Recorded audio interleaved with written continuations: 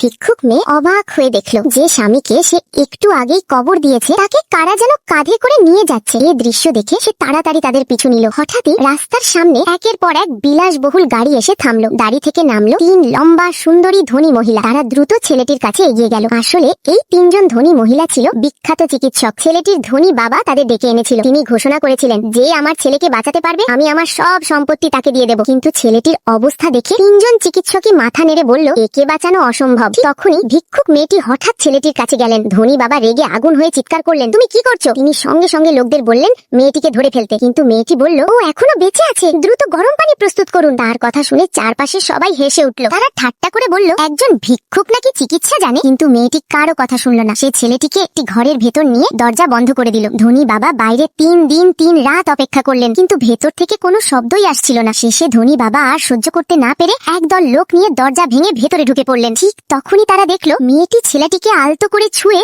গোসল করিয়ে দিচ্ছে। এসব দেখে সবাই হতবাক হয়ে গেল।